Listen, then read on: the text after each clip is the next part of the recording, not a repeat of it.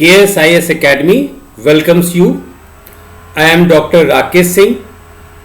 इस वीडियो में हम लोग 67th BPSC PT जो 8 मई को एग्जाम हुआ था और अब जो कैंसिल हो चुका है, it was held on 8th में and it was cancelled on 8th में। निराश मत होइए, क्योंकि इस वीडियो में आपको हम सटीक विश्लेषण बताएंगे। हर एक क्वेश्चन के साथ डॉक्यूमेंटेड प्रूफ बताएंगे कि कहां से इस तरह का क्वेश्चन आता है और क्या लॉजिक है इस तरह के क्वेश्चन में। हम कोई अंधेरे में बात नहीं करेंगे, कोई हवा में बात नहीं करेंगे कि प्रतियोगिता दर्पण पढ़ो हो जाएगा, NCERT पढ़ लो हो जाएगा। हम ऐसा कुछ भी बात नहीं करेंगे। आपको सटीक हर एक क्वेश्चन के साथ विश्लेषण करेंगे ताकि री एग्जाम की तैयारी आप लोग अच्छी तरह से कर सके और आगे मेंस और इंटरव्यू के लिए। याद रखिएगा, सिविल सर्विसेज, कोई भी सिविल सर्विसेज एग्जाम होता है 3 फेज में होता है, पीटी, मेंस और इंटरव्यू। पीटी में जो एग्जामिनर का उद्देश्य होता है, ऑब्जेक्टिव होता है, वो होता है रिजेक्शन, नंबर 1। मेंस और इंटरव्यू में ऑब्जेक्टिव होता है सिलेक्शन, कैसे ज्यादा से ज्यादा अच्छे क्रीम स्टूडेंट्स को, अभ्यर्थी को, एस्पिरेंट को सिलेक्ट करें। और बीपीएससी पीटी में या कोई भी पीटी एग्जाम में रिजेक्शन होता है। तो हर एक चीज का एक ऑब्जेक्टिव होता है और इसी मुद्दे पे हम लोग इस वीडियो में चर्चा करेंगे। सीमित रहेंगे क्वेश्चन पे ही, ताकि आगे हम लोग जो है सही डायरेक्शन में जो है मेहनत कर सकें। याद रखिएगा, सिविल सर्विसेज एग्जाम चाहे वो बीपीएससी हो, उत्तर प्रदेश पीसीएस हो या आईएएस की यूपीएससी परीक्षा हो, हम लोगों को एक बार थॉरली पढ़ना होगा।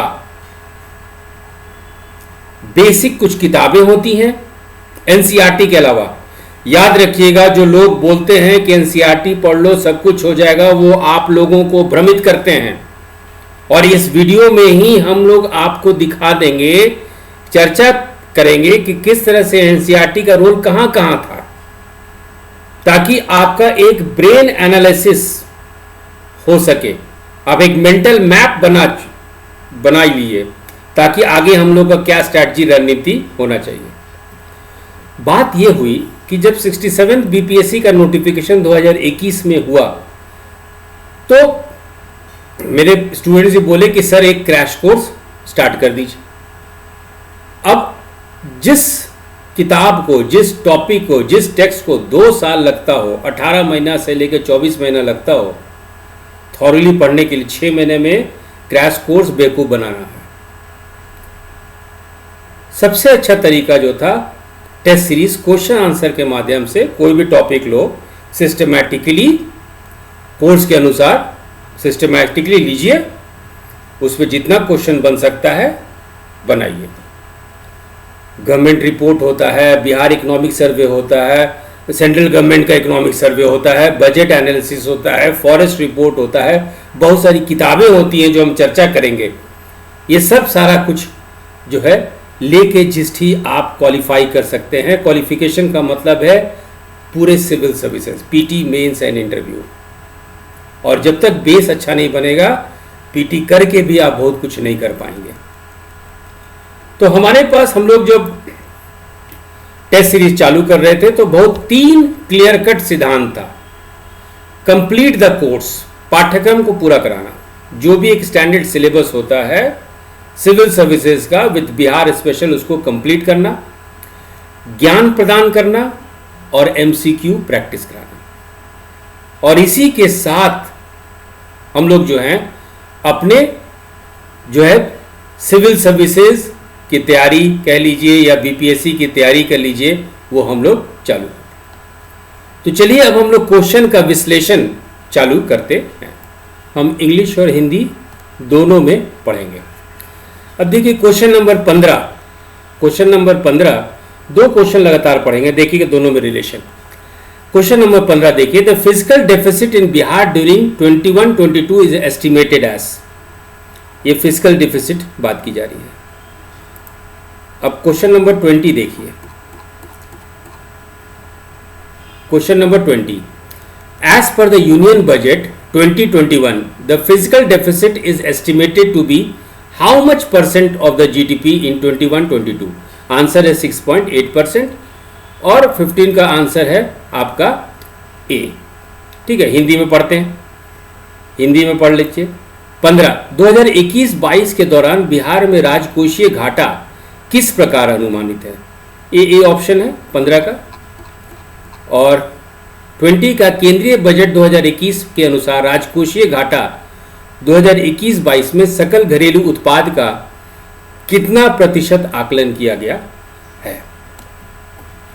देखिए, जो भी आपको हम इसका रेफरेंस मटेरियल देंगे, हमारे यहाँ ऑनलाइन और ऑफलाइन दोनों टेस्ट सीरीज चलता था, व्हाट्सएप के माध्यम से, टेलीग्राम चैनल के माध्यम से, सब क्वेश्चन जो भी हम डिस्कस करेंगे अपलोड है फर्स्ट वीक ऑफ मई तक। बीच में लॉकडाउन हो गया था, 1 महीने का हमारा सिस्टम खराब हो गया था, तो थोड़ा सा आगे हमारा टेस्ट सीरीज बढ़ गया, लेकिन 7 मई तक कोशिश करके कंप्लीट कर दिया गया। ऑल द बेस्ट भी गए बच्चों को।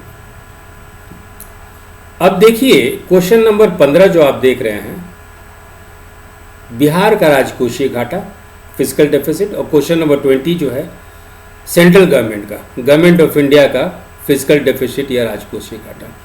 इसका पूछने का मकसद क्या था? पूछने का मकसद 2 था। पहला ये कि कोरोना काल में भी इतना इमरजेंसी खर्च हुआ हेल्थ इंफ्रास्ट्रक्चर पे, वैक्सीनेशन पे, तो भी बिहार इकॉनमी, बिहार की अर्थव्यवस्था और इंडियन इकॉनमी, भारत की अर्थव्यवस्था को पटरी पे लेके आ गया। और दूसरा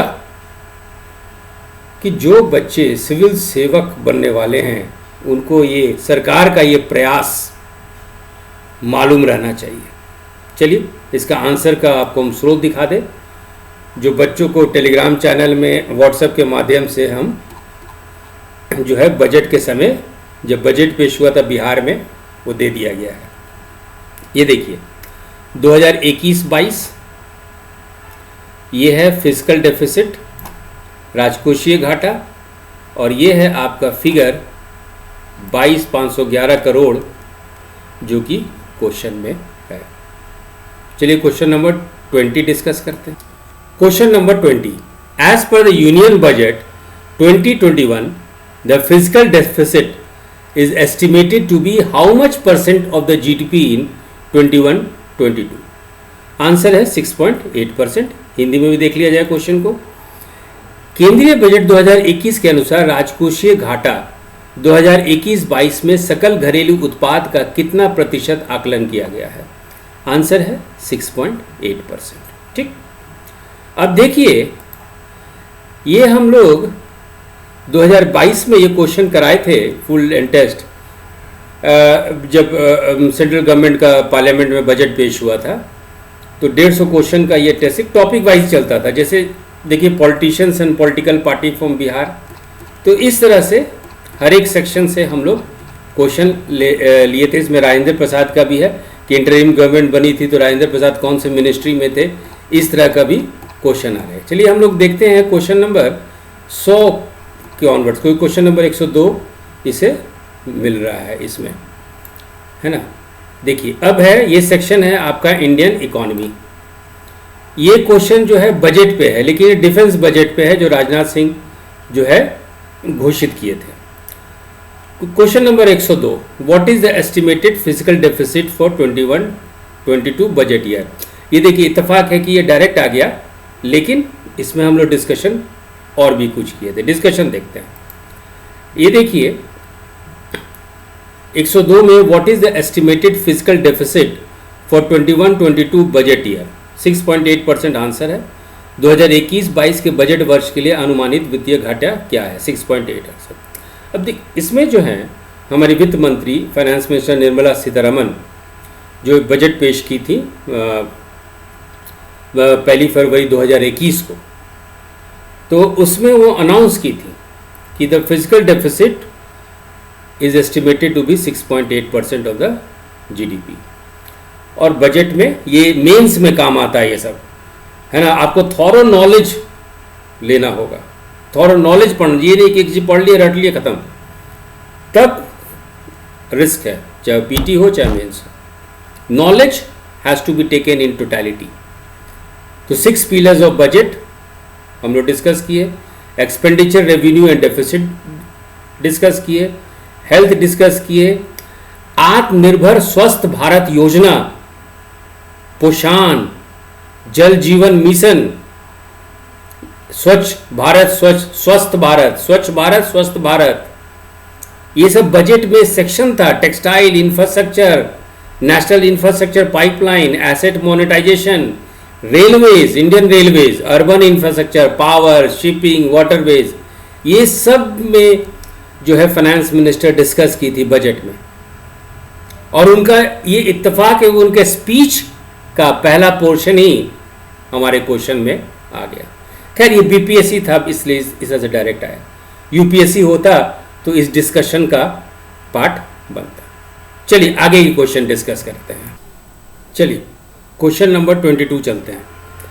the second phase of the स्वच्छ भारत मिशन ग्रामीण, स्वच्छ भारत मिशन 2 में है, शहरी और ग्रामीण, urban and rural, is to be implemented during which time period. ये देखिए ये ऑप्शन डी ऑप्शन, ठीक है। हिंदी में पढ़ते हैं, हिंदी में स्वच्छ भारत मिशन ग्रामीण के द्वितीय चरण को किस समय अवधि के दौरान लागू किया जाना है। ये देखिए 2025-26। चलते हैं अब इसका स्रोत, है ना, स्रोत चलते हैं।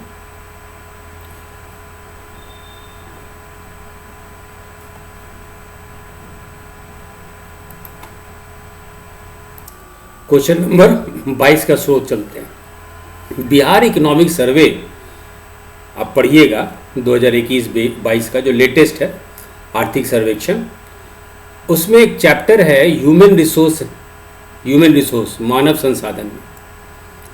इसी चैप्टर को हम क्वेश्चन आंसर के फॉर्म में तोड़ दिए और इसमें आपको सब तरीके के क्वेश्चन मिल जाएगा कि डिजिटल ग्रोथ ऑफ पॉपुलेशन,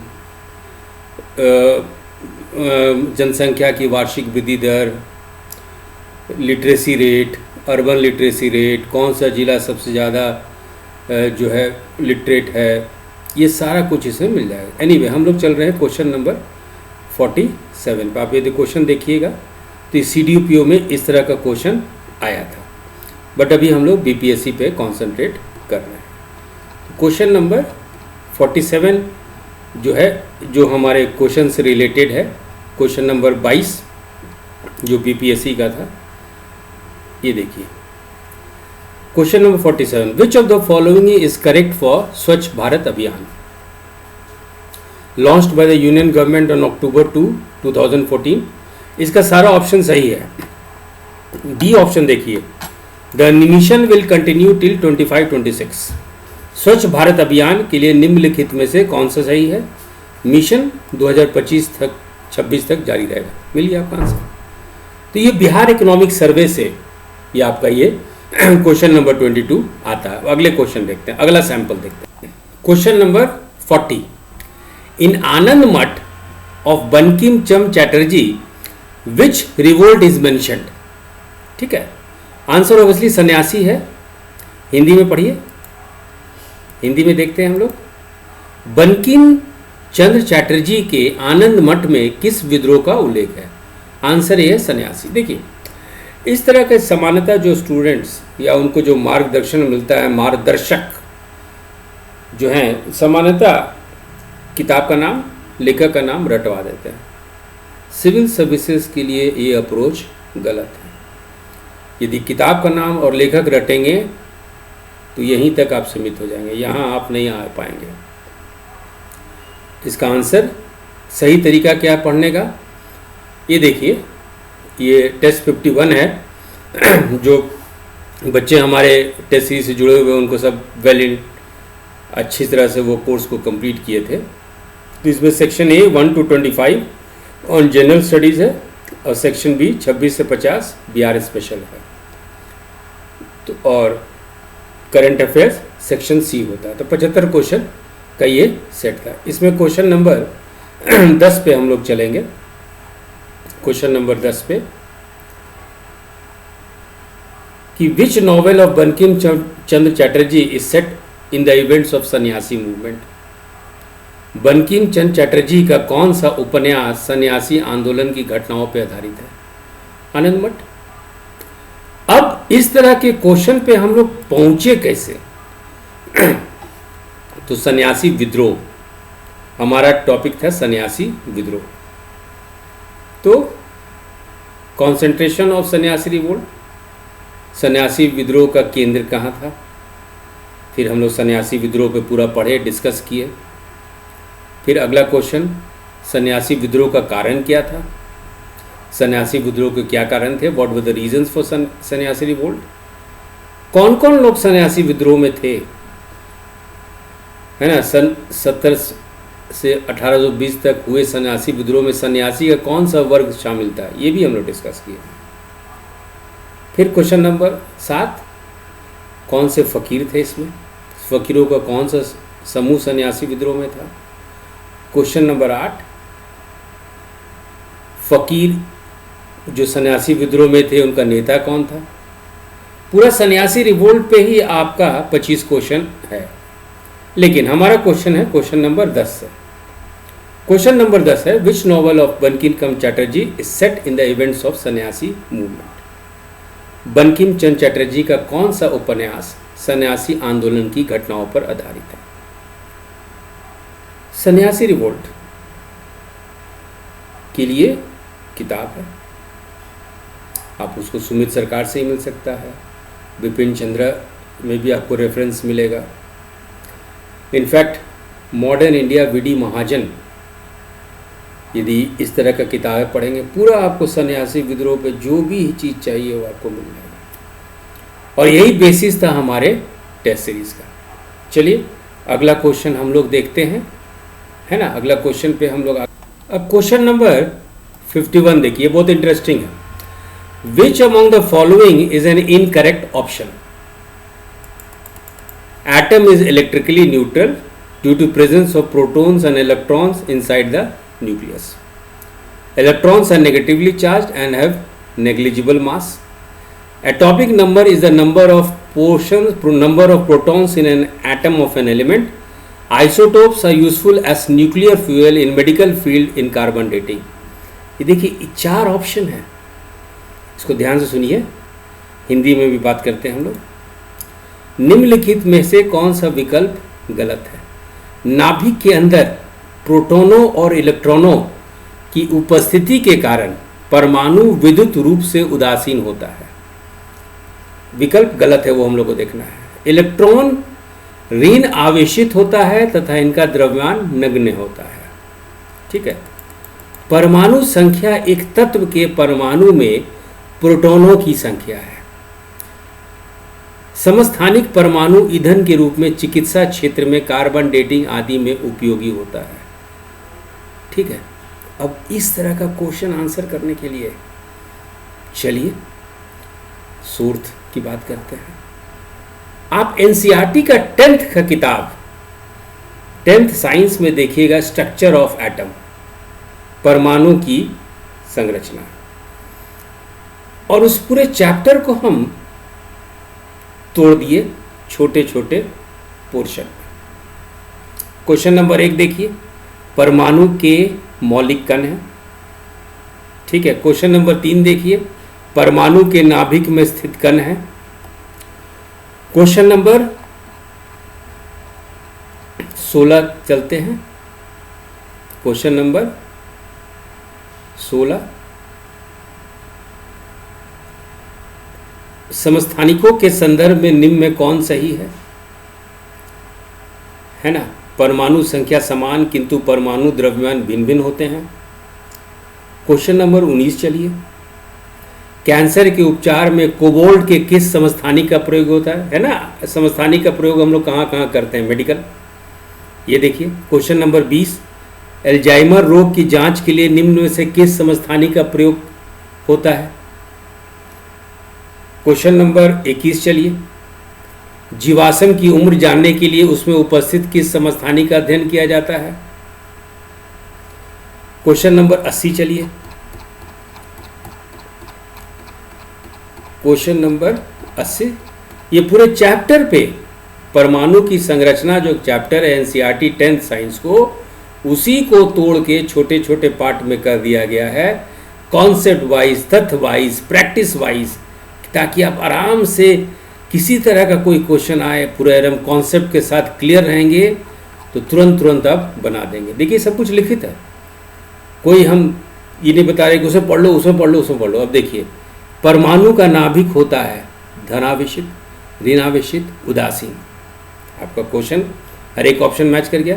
परमाणु के नाभिक में निम्नलिखित में कौन से कण उपस्थित होते हैं? ठीक है, सब आपको प्रोटॉन, न्यूट्रॉन सब आपको मिल गया। अब देखिए इस पूरे क्वेश्चन ऐसे बहुत ज़्यादा है, क्वेश्चन आपका टोटल 83 क्वेश्चन परमाणु की संरचना पे उसको छोटे छोटे पार्ट में तोड़ के बनाया गया है। और यदि आप पूरे चैप्टर को पढ़ लीजिएगा तो ए ऑप्शन कर लीजिएगा, बी ऑप्शन कर लीजिएगा, सी ऑप्शन कर लीजिएगा, डी ऑप्शन कर लीजिएगा, किसी तरह का कोई दिक्कत नहीं होगा। एनसीईआरटी का रोल यहाँ पे है, लेकिन बीपीएससी पीटी तक, सीडीपीओ में भी बहुत हद तक अप्लाइड था, है ना, लेकिन उसमें कार्बन मोनोऑक्साइड और पॉल्यूशन जो है क्लास 11 के केमिस्ट्री से मिल जाता है। चलिए आगे ये क्वेश्चन देखते हैं। क्वेश्चन नंबर 69, ये भी एनसीईआरटी बेस्ड क्वेश्चन है, इसको भी देखिए। Food gets cooked faster in a pressure cooker because water starts boiling at low temperature due to high pressure. Hindi में देखते हैं जरा। प्रेशर कुकर में खाना जल्दी पक जाता है क्योंकि उच्च दाब के कारण पानी निम्न तापमान पे उबलने लगते हैं। ये एनसीईआरटी का ही यदि क्वेश्चन है, एनसीईआरटी के क्लास 9 का साइंस उठाइएगा तो स्टेट्स ऑफ मैटर जो है ये चैप्टर है, इसमें आप यदि उसको पढ़िएगा तो एक सेक्शन में जिस पे आधारित ये क्वेश्चन बना है जो हम लोग टेस्ट सीरीज में किए थे, विच of the following conditions is most favourable for converting a gas into a liquid?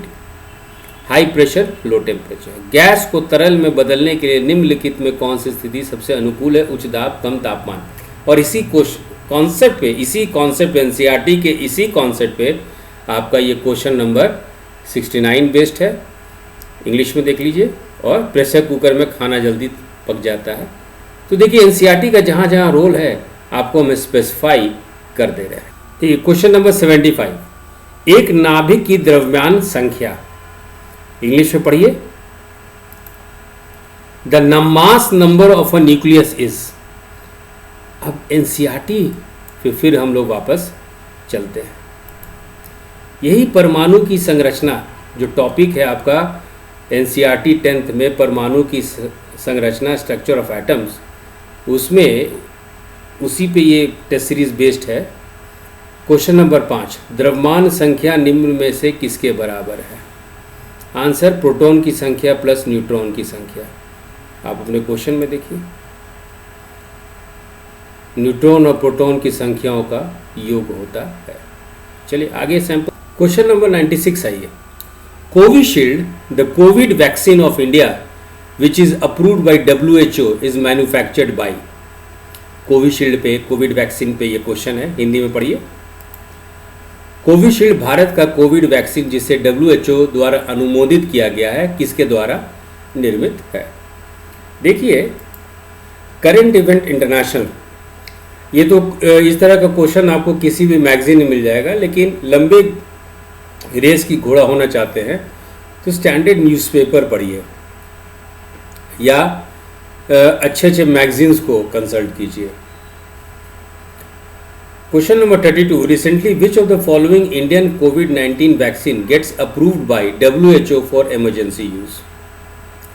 इसमें डिस्कशन में देखिएगा कि सीरम इंस्टीट्यूट्स को कोवोवैक्स वैक्सीन है ना, is produce by serum institute of India. तो सारा जो है इसमें डिटेल्स में आपका एक एक चीज जो है वो कवर हो गया है। आगे क्वेश्चन देख, क्वेश्चन नंबर 98 देखिए। In which year was the railway budget merged with the general budget in India? ठीक है, हिंदी में पढ़िए। भारत में किस 98 क्वेश्चन डिस्कस कर रहे हैं, भारत में किस वर्ष रेल बजट को आम बजट में मिला दिया गया था। ठीक है, अब देखिए इसका डिस्कशन हम लोग डिस्कस कर रहे थे बिल्स के बारे में। ये क्वेश्चन आपके सामने रखने का मकसद ये है, किसी भी चीज़ को पढ़िए टोटलिटी पे पढ़िए, संपूर्ण पढ़िए। जो भी उस पर टेल क्वेश्चन बनता है, सबऑर्डिनेट क्वेश्चन बनता है, सप्लीमेंट्री क्वेश्चन बनता है, सारा को डिटेल में पढ़िए, तभी आप आंसर कर पाएंगे। और कुछ भी कॉन्सेप्ट पढ़ते हैं उसको करंट से मिलाइए।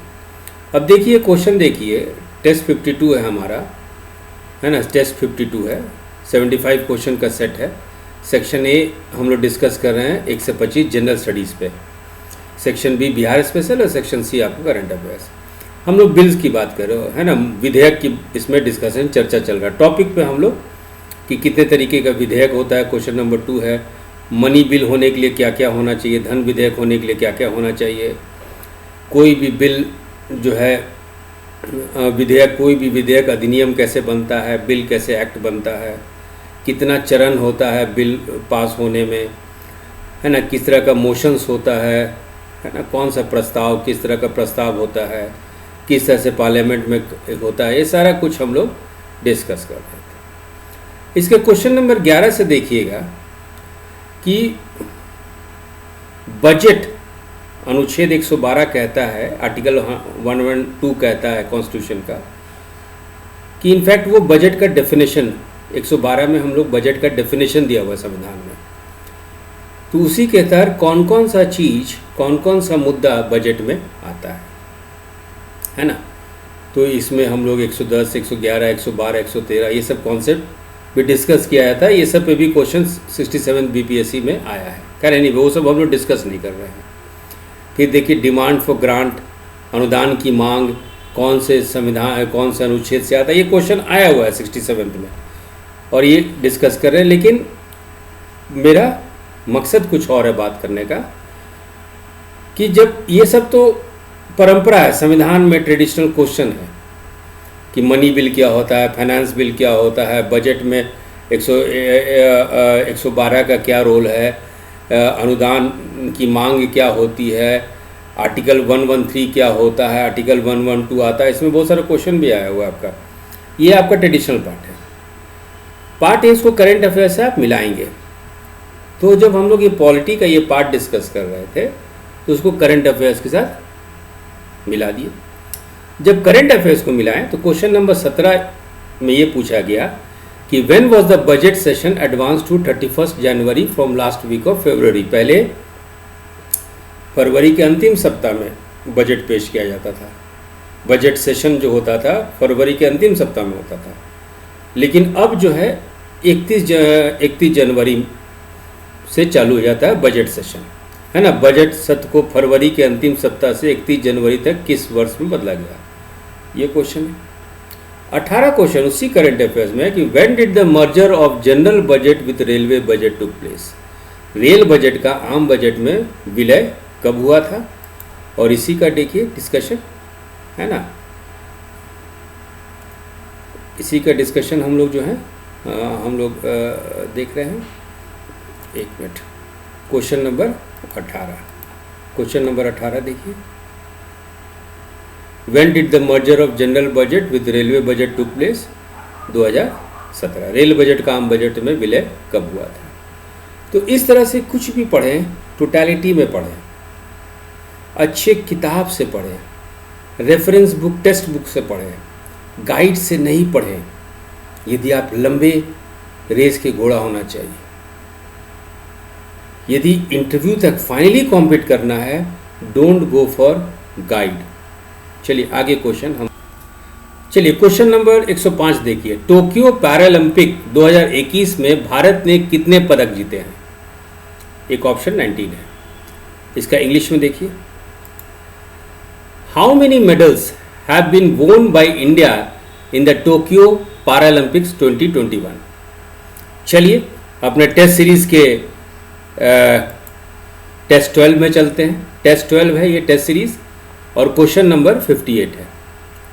आप क्वेश्चन नंबर हमारा टेस्ट सीरीज 12 का टेस्ट 12 का क्वेश्चन नंबर 58 पढ़िए।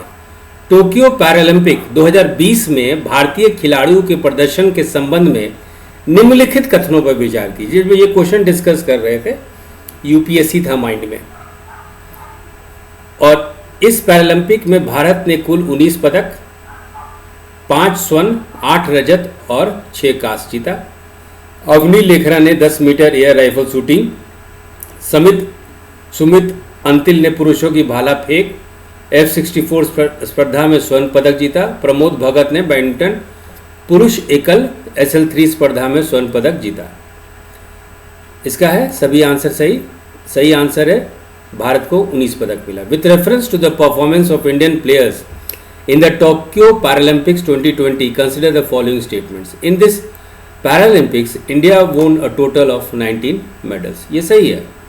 और देखिए इसका हम लोग डिस्कशन भी पूरा एकदम एक एक पॉइंट पे जो है हम लोग डिस्कस किए।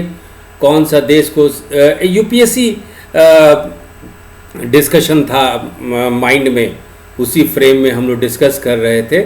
लेकिन बीपीएससी डायरेक्ट ये क्वेश्चन पूछ दी।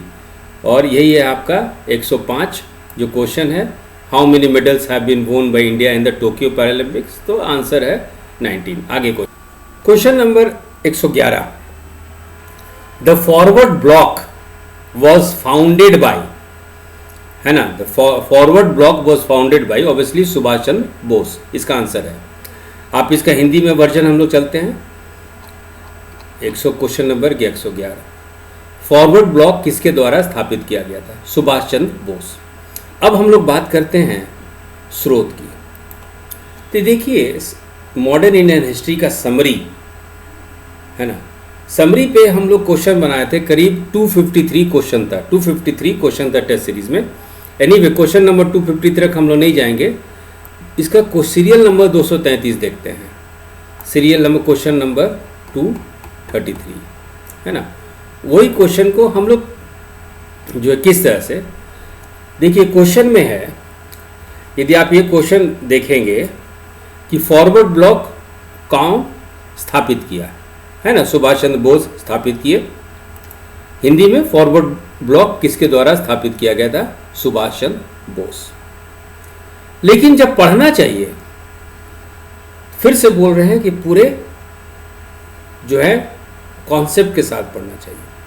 क्या हुआ था कि महात्मा गांधी और सुभाष चंद्र बोस में टसल हो गया था, टेंशन हो गया था, रिफ्ट हो गया था। और कांग्रेस के अध्यक्ष थे सुभाष बोस। और चूंकि डिफरेंसेस हो गया सुभाष चंद्र बोस से, तो वो रिजाइन कर दिए कांग्रेस पार्टी से और नया पार्टी बनाए जिसका नाम था फॉरवर्ड ब्लॉक। वही question number 233, on account of his differences with Mahatma Gandhi, Subhash Bose resigned the presidency of the Congress and organized a new party called Forward Bloc। अब देखिए हम लोग डिस्कशन में एक्सप्लेनेशन भी है कि फॉरवर्ड ब्लॉक है क्या। तो All India Forward Bloc is a left wing nationalist political party in India. It emerged as a faction within the Indian National Congress इन 1939 लेड बाय सुभाष चंद्र बोस। इससे बहुत सारे क्वेश्चन आते हैं, सुभाष चंद्र बोस कांग्रेस के कब अध्यक्ष थे। तो इस तरह से हम लोग को पढ़ना चाहिए। आगे बढ़ते हैं, चलिए जरा क्वेश्चन नंबर 112 को भी देख लेते हैं। अंतरिम सरकार में वित्त मंत्री कौन थे? लियाकत अली खान। लियाकत अली खान सही आंसर है। लियाकत अली खान सही आंसर है। Who was the finance minister in the interim government? Liaquat Ali Khan. अब चलिए जरा इसका डिस्कशन मोड पे हम लोग चलते हैं। ये है टेस्ट 14, ठीक है। टेस्ट 14 में section A 125 on general studies. अब देखिए किस तरह से लॉजिकल सीक्वेंस बनता है। ये तो खैर स्प्रेड ऑफ इस्लाम पे क्वेश्चन है ना। हमारा काम है क्वेश्चन नंबर 6 से। क्वेश्चन नंबर 6 से हम लोग डिस्कस करते हैं। चलिए पावर पॉइंट पे देख लेते हैं इसको। ये देखिए क्वेश्चन नंबर 6 है कि when did the first budget came in India? Bharat में पहला बजट कब आया? ठीक है, तो जेम्स विल्सन 1860 में भारत का पहला बजट था। फिर इंडिपेंडेंस के बाद इंडिया के पहले फाइनेंस मिनिस्टर थे, फर्स्ट फाइनेंस मिनिस्टर, पहले वित्त मंत्री, है ना, आफ्टर इंडिपेंडेंस, श्री सन्मुखन चेट्टी। ये इंडिपेंडेंट इंडिया का पहला बजट ये पेश किए थे। यूनियन बजट को हम लोग एनुअल फाइनेंशियल स्टेटमेंट भी बोलते हैं, जो आर्टिकल 112 में दिया हुआ है। ठीक है, अब देखिए, अब जो इंटरिम गवर्नमेंट बनी थी, इंटरिम गवर्नमेंट में ये सबका ये दिया हुआ है। डॉक्टर राजेंद्र प्रसाद का भी दिया हुआ है, वो फूड एंड एग्रीकल्चर मिनिस्टर थे। जवाहरलाल नेहरू भी थे, Jawaharlal Nehru external affairs, Sardar Vallabh Bhai Patel home information and broadcasting, doctor Rajendra Prasad food and agriculture, John Mathai industries and supplies, Jagjivan Ram labour, Sardar Baldev Singh defence, S C. Bhabha work mines and power, Liaquat Ali Khan finance. यही सही आंसर 112 का है। तो देखिए हम लोग ना सब कुछ बहुत सीरियली जो है आपका एक एक क्वेश्चन को हम लोग डिस्कस किए। आगे बढ़ 116 पे देखिएगा, 116 question, who established a branch of Anushilan Samiti in Patna in 1913 AD। Obviously answer है सचिन नाथ सन्याल। सोर्स की बात करते हैं हम लोग। ईस्वी सन 1913 में पटना में अनुशीलन समिति की एक शाखा की स्थापना किसने की थी? सचिन नाथ सान्याल। अब देखिए, जो स्टूडेंट्स सिविल सर्विसेज की तैयारी कर रहे हैं और बीपीएससी पे फोकस्ड है, जो टीचर सिविल सर्विसेज की मार्गदर्शन दे रहे हैं, बच्चों को ये सिखाइए कि डायरेक्ट स्रोत ढंग का किताब पढ़ें। बहुत फॉर्चुनेट है जो पटना में रह रहे हैं, केपी जायसवाल रिसर्च इंस्टीट्यूट है, और बिहार के भी मानव संसाधन डॉक्टर आपके कालिंकर दत्त का किताब लिखा हुआ है, 3 वॉल्यूम में डॉक्टर कालिंकर दत्त का किताब लिखा हुआ है, जिसमें बिहार में स्वतंत्र आंदोलन के ऊपर में एफआईआर जैसे स्रोत के आधार पर इतिहास लिखा हुआ है। और उस तरह का किताब पढ़ेंगे, उस तरह का केपी जायसवाल रिसर्च इंस्टीट्यूट का रिपोर्ट पढ़ेंगे, केपी जायसवाल के बारे में जानेंगे, तो इस तरह का क्वेश्चन जो है आसानी से कर सकते हैं। हम आपको दिखाते हैं ये टेस्ट 22 है, जिसमें section A 1 to 25 on general studies, section B 26 to 50 on Bihar special. ये सिटीजनशिप पे है क्वेश्चन 1 to 25, जो सिटीजनशिप पे भी क्वेश्चन आया है आपका, लेकिन हम लोग चलते हैं बिहार स्पेशल पे, है ना। ये पहला क्वेश्चन एंशिएंट इंडिया पे है, जो कि केपी जायसवाल रिसर्च इंस्टीट्यूट है उसका स्रोत। आगे चलते हैं, मेडिवल पे भी है इसमें क्वेश्चन, है ना। चलिए मॉडर्न पे थोड़ा बिहार का बात कर ले हम लोग, कि सैयद अहमद के मुख्य शिष्य कौन थे, who were the main disciples of Syed Ahmad, Wahabi movement का। सिरात अल मुस्तकीम के एडिटर कौन थे, संपादक कौन थे, ये सब बिहार हिस्ट्री में ज़रूरत है, पढ़ना चाहिए। वाहिबी सिद्धांत को अफगानिस्तान में प्रचार करने के लिए कौन भेजा, 43 क्वेश्चन नंबर है। वाहिदी लिटरेचर कौन कौन सा वहादी लिटरेचर था, सैयद अहमद के उत्तराधिकारी कौन थे, इस तरह का इसमें ये क्वेश्चन है। फिर आप देखेंगे ये डॉक्टर कालिंकर दत्त का यदि आप किताब पढ़ेंगे तो उसमें डॉक्टर केपी जायसवाल के बारे में दिया गया। वो एक लॉयर भी थे, कलकत्ता में थे, फिर पटना आके यहाँ सेटल कर गए। वो इंग्लैंड में पढ़े लिखे, तो अंग्रेज जो उनको संदेह की दृष्टि से देखती थी। तो क्वेश्चन नंबर 47 उसी पे है। उसी के सीक्वेंस में क्वेश्चन नंबर 48 है, who established a branch of Anushilan Samiti in Patna in 1913, है ना। पटना में 1913 में अनुशीलन समिति की एक शाखा की स्थापना किसने की? सचिन नाथ सान्याल। तो देखिए, ढंग से यदि कुछ भी पढ़ेंगे आप तो आप क्वालिफाई करेंगे, फुल्ली क्वालिफाई करेंगे। आगे बढ़ते हैं। देखिए क्वेश्चन नंबर 134 बहुत ही मजेदार है। विच district of Bihar has mica deposits? ठीक है, हिंदी में पढ़ते हैं। बिहार के किस जिले में अभ्रक का भंडार है? अब देखिए, इस तरह के क्वेश्चन में जो है सरकारी रिपोर्ट, गवर्नमेंट इंफॉर्मेशन बहुत सटीक होता है, किसी तरह कोई कंफ्यूजन होता नहीं है। चुपचाप आप बिहार गवर्नमेंट के वेबसाइट पे चले जाइए, मिनरल्स सेक्शन निकालिए और उसी मिनरल सेक्शन पे हम लोग ये क्वेश्चन बनाए थे। ये टेस्ट 52 है। टेस्ट 52 में सेक्शन बी जो है 1 to 25 उसी बिहार गवर्नमेंट के वेबसाइट पे मिनरल सेक्शन जो है उसी पे से ये क्वेश्चन बना है। अब देखिए, which district in Bihar is said to have a possibility of petroleum reserves? Bihar के किस जिले में पेट्रोलियम भंडार होने की संभावना है? Bihar is the principal holder of which resource? Bihar किस संसाधन का प्रमुख धारक है? कोल, बिहार में कोयला कहाँ पाया जाता है? लाइमस्टोन कहाँ नहीं मिलता है, यानी किस किस जगह में या लाइमस्टोन या चूना पत्थर मिलता है, कहाँ पे नहीं मिलता है? क्वेश्चन नंबर 5 जो हम लोग के, where do we find mica in Bihar? Bihar में अभ्रक कहाँ पाया जाता है? तो नवादा। और यही क्वेश्चन है आपका। ये बिहार गवर्नमेंट के website, as a student, as an aspirant, आपको ये सारा रिसर्च करना चाहिए। चलिए आगे चलते। क्वेश्चन नंबर 137 देखिएगा, ये भी इकोनॉमिक सर्वे से लिया गया है।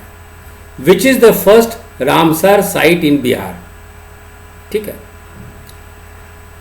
हिंदी में देखिए, बिहार का पहला रामसर स्थल कौन सा है? बिहार के इकोनॉमिक सर्वे में आर्थिक सर्वेक्षण, जो लेटेस्ट आर्थिक सर्वेक्षण है, उसमें environment, climate and disaster management पे एक चैप्टर है, पर्यावरण पे। और उसमें आप देखिएगा बहुत सारा तथ्य है कि बिहार में पर्णपाती प्राकृतिक साल वन कहाँ में है, कहाँ पे Bihar has deciduous natural sal forest, where is most deciduous forest in Bihar? Bihar में अर्ध पर्णपाती वन कहाँ है? एनीवे, उसी के जैसे जैसे पूरा वन के बारे में एक रिपोर्ट भी दिया गया है, फॉरेस्ट रिपोर्ट के बारे में, कार्बन स्टॉक के बारे में, ये सब उसमें दिया हुआ है। हरियाली मिशन के बारे में दिया गया है, राष्ट्रीय वनीकरण कार्यक्रम के बारे में आर्थिक सर्वेक्षण में दिया गया है। आप देखिएगा कि जो बिहार इकोनॉमिक सर्वे का एनवायरनमेंट वाला चैप्टर है, पर्यावरण वाला चैप्टर है, उसमें 2 लाइन दिया हुआ, 2 लाइन को ही हम क्वेश्चन के फॉर्म में उतार दिए हैं। Eight which place Kanwar lake, Asia's largest fresh water oxbow lake? मतलब ये भी एक इंफॉर्मेशन है कि कंवर लेक जो है एशिया का सबसे बड़ा ऑक्सबो लेक है, गोखुर झील जिसको हिंदी में बोलते हैं। And Bihar's only Ramsar site कहाँ पे लोकेटेड है? तो बेगूसराय में। एशिया की सबसे बड़ी मीठे पानी की झील और बिहार की एकमात्र रामसर साइट कंवर झील किस स्थान पर स्थित है? तो वो बेगूसराय में। और आप देखिए यही क्वेश्चन है, which is the first Ramsar site in Bihar? तो कंवर लेक, यही आपका आंसर है। आगे टेस्ट क्वेश्चन नंबर 138 देखिए, Brahmayoni hill is located in which district of Bihar? Hindi में पढ़िए इसको, हिंदी में पढ़ते हैं। ब्रह्मयोनी हिल बिहार के किस जिले में स्थित है? हम लोग टेस्ट 44, ये देखिए टेस्ट 44 है, सेक्शन बी बिहार स्पेशल, है ना। इसमें हम लोग चलते हैं, इसके डिस्कशन में हम लोग चलते हैं। ये बिहार की संरचना है। तो जो है बिहार का जो पहाड़ी क्षेत्र है, दक्षिणी पहाड़ी क्षेत्र है, इसके अंतर्गत क्या क्या आता है? कैमूर, गया, राजगीर, नवादा, क्यूल, है ना। फिर गया हिली रीजन, क्वेश्चन नंबर 2 देखिए, गया हिली रीजन कि गया का यदि पहाड़ी क्षेत्र देखेंगे तो क्या क्या उसमें उसके लिए सही है, क्या उसके लिए गलत है। ये है गया का मैप। तीसरा क्वेश्चन है गिद्धौर पहाड़ कहाँ सिचुएटेड है। चौथा है कि गिद्धौर पहाड़ में किस तरह की चट्टान मिलती हैं? मेटामॉर्फिक मिलता है, इग्नियस मिलता है, या पेगमेटाइट मिलता है, या तलछट्टी मिलता है, सेडिमेंट्री मिलता है, इस तरह का है। Question number 5, which of the following hills are near Bodh Gaya, है ना, निम्नलिखित में कौन सी पहाड़ियाँ बोध गया के पास है। ये है गया का मैप। अब देखिए क्वेश्चन नंबर 6 पे, which of the following is correct regarding Gaya, Ramshila hills are in the north, Gaya के संबंध में निम्नलिखित में कौन सा सही है, रामशिला की पहाड़ी उत्तर में है, Katari hills are in the west and Barabar hills are in north east, Katari की पहाड़ियाँ पश्चिम में और बराबर पहाड़ियाँ उत्तर पूर्व में हैं, Brahmayoni hills are in the south, Brahmayoni पहाड़ियाँ दक्षिण में हैं। और यही हमारा क्वेश्चन था, है ना, जो क्वेश्चन नंबर 138 है यही है। ब्रह्मयोनी हिल बिहार के किस जिले में स्थित है, तो गया। आगे क्वेश्चन नंबर 139 देखिए अप्लाइड है ये, बिहार के किस कृषि जलवायु क्षेत्र में सबसे अधिक जिले हैं, है ना, जलवायु क्षेत्र, कृषि जलवायु क्षेत्र, जिसको इंग्लिश में हम लोग एग्रो क्लाइमेट कहते हैं। देखिए 139, which agro climatic region of Bihar has the highest number of districts. इसको जानने के लिए ये देखिए क्वेश्चन सीरीज। पहला क्वेश्चन है what is the extent of Bihar from east to west, किस तरह से 0 से हम लोग 100 की ओर बढ़ रहे हैं, बिहार का पूर्व से पश्चिम तक कितना विस्तार है, ये देखिए बिहार का मैप आपको जानना चाहिए। What is the extent of Bihar from north to south, पहले था कि पश्चिम से पूरब, अब यह उत्तर से दक्षिण विस्तार क्या है। देश के कुल भौगोलिक क्षेत्र के प्रतिशत के रूप में बिहार का क्या योगदान है, बेसिक है। बिहार का अक्षांशीय विस्तार यानी लैटिट्यूडनल एक्सटेंट क्या है, ये है उसका मैप। बिहार का लॉन्जिट्यूडनल यानी देशांतरीय विस्तार क्या है। अब देखिए एग्रो क्लाइमेटिक जोन, ये है मैप एग्रो क्लाइमेटिक जोन का, है ना। ये गंगा यदि डिवाइड कर रही है इसको, तो ये नॉर्थ बिहार हो गया, साउथ बिहार हो गया, ये उत्तर पश्चिम बिहार, उत्तर पूर्व बिहार, दक्षिण पूर्व बिहार और दक्षिण पश्चिम बिहार। इसको हम लोग एग्रो क्लाइमेटिक जोन 1, 2 और 3 भी करते हैं। तो आप इस तरह का यदि मैप देखिएगा तो आपको मालूम चल जाएगा कितना कितना डिस्ट्रिक्ट किस में है। और इस तरह से नॉर्थ ईस्ट में है, उत्तर पूर्व में सिर्फ 8 डिस्ट्रिक्ट है, आपका नॉर्थ वेस्ट में 13 डिस्ट्रिक्ट है। तो खुद आप मैप के अंदाज से इसको बहुत भली भांति इस तरह का क्वेश्चन को आप बना सकते हैं।